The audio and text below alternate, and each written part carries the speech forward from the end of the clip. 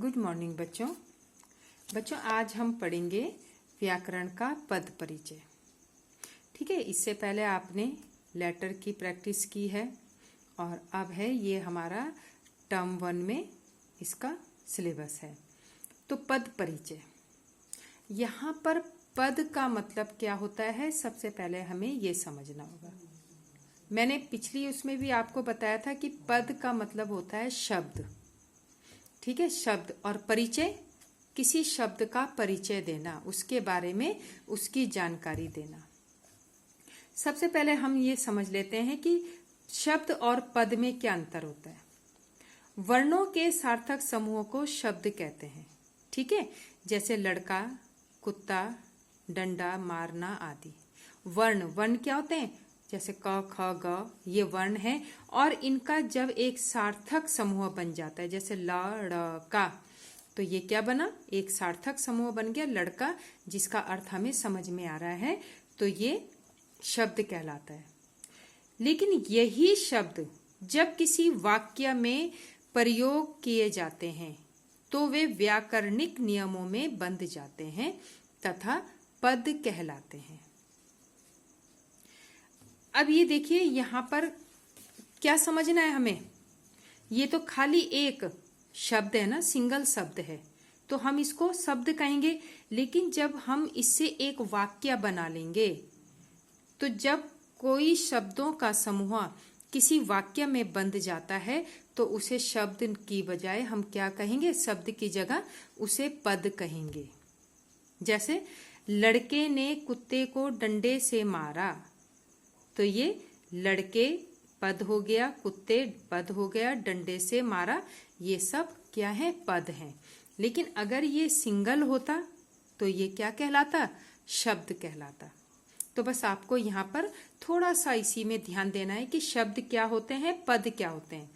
ठीक है, शब्द एक वर्णों के सार्थक समूह को कहते हैं, जहां पर एक सिंगल एक शब्द हो उसे शब्द कहते हैं। लेकिन जब वही शब्द अनेक शब्दों से मिलकर एक वाक्य का निर्माण करते हैं तो वे पद कहलाते हैं।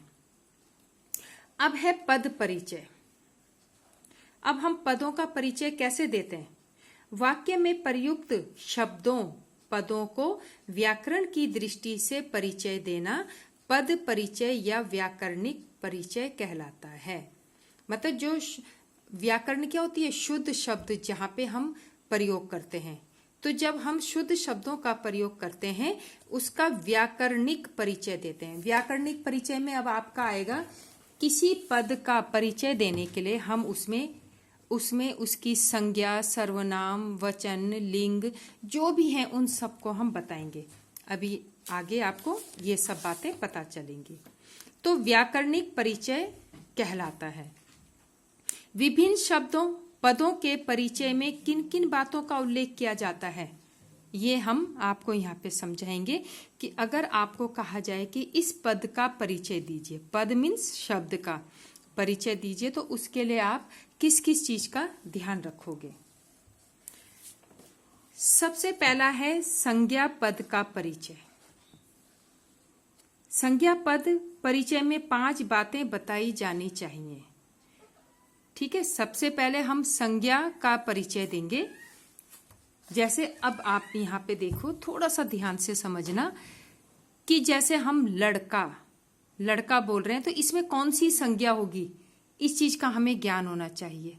ठीक है, तो लड़का है तो इसमें संज्ञा, अब कौन सी संज्ञा है, संज्ञा के कितने भेद होते हैं, 5 बातें इसमें होती हैं। सबसे पहले उसके भेद, संज्ञा के 3 भेद होते हैं, व्यक्तिवाचक, जातिवाचक और भाववाचक।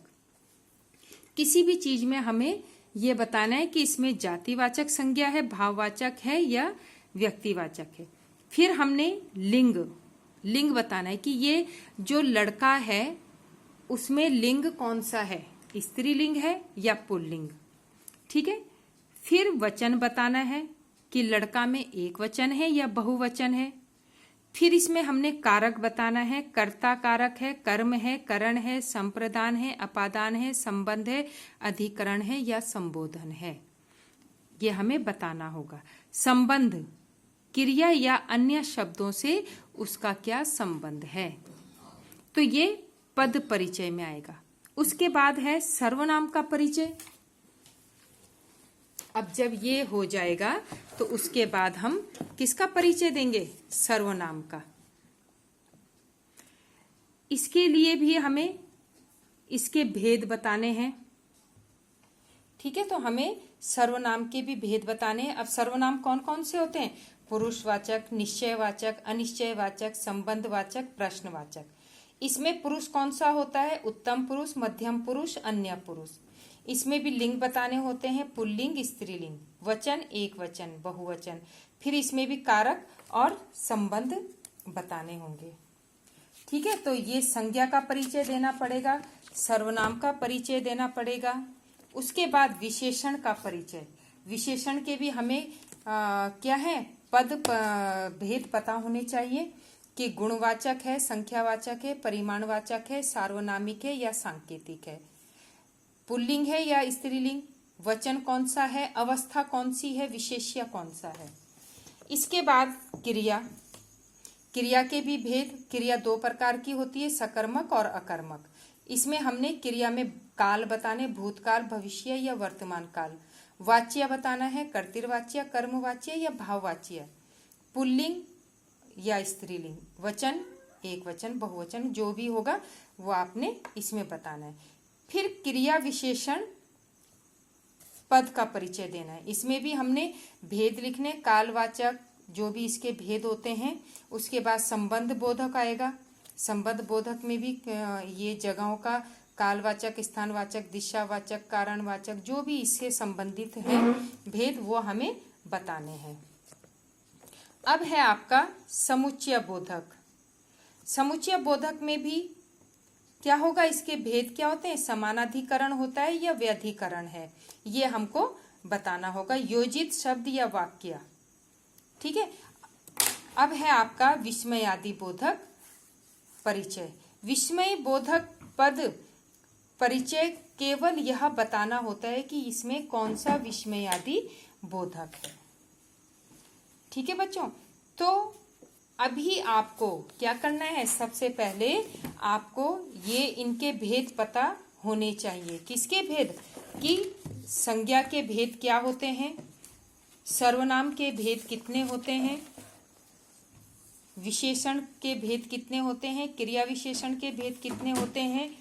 ठीक है, संबंध बोधक पद में क्या आता है और समुच्चय बोधक में क्या बताना होता है।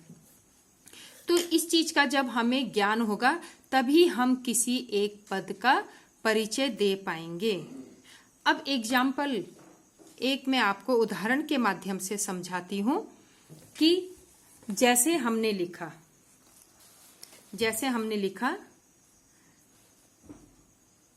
सैनिक वीरता से लड़े। अब हम इसको बता रहे हैं कि सैनिक वीरता से लड़े। अब वीरता से इसका आपने पद परिचय देना है, तो हम इसका पद परिचय कैसे देंगे। अब वीरता से हमें इसका पद परिचय देना है। अब इसके लिए हमें ये पता होना चाहिए इसमें कौन सी संज्ञा है, सर्वनाम है, क्या है, कारक है, कौन सा है, इसमें लिंग कौन सा है। तो वीरता जो है ये क्या है, संज्ञा। सबसे पहले हम इसमें लिख देंगे कि संज्ञा है। अब संज्ञा में कौन सी संज्ञा होगी, वीरता क्या जातिवाचक है, भाववाचक है या व्यक्तिवाचक है, ये है भाववाचक। ठीक है, इसमें कौन सी संज्ञा है, भाववाचक संज्ञा। अब इसमें हमने वचन बताना है, कौन सा वचन है, एक वचन। लिंग स्त्रीलिंग। और कारक, कर्ता ने कर्म को करण से आ रहा है तो इसमें करण कारक होगा। तो ये किसी एक पद का हमने क्या कर दिया, परिचय इसको दे दिया। जैसे इसमें हमने पूछा था कि वीरता से इसका पद परिचय दीजिए। तो बच्चों इसके लिए हमें सबसे पहले संज्ञा, सर्वनाम, विशेषण, क्रिया विशेषण, संबंध बोधक, विस्मय आदि इन सब के भेदों को याद करना है, तभी हम किसी शब्द का पद परिचय कर पाएंगे। तो आज आपको जो वर्कशीट में काम दिया जाएगा आपने वो करना है, और फिर नेक्स्ट डे मैं आपको पद परिचय, शब्दों का परिचय उदाहरण सहित बताऊंगी। Thank you.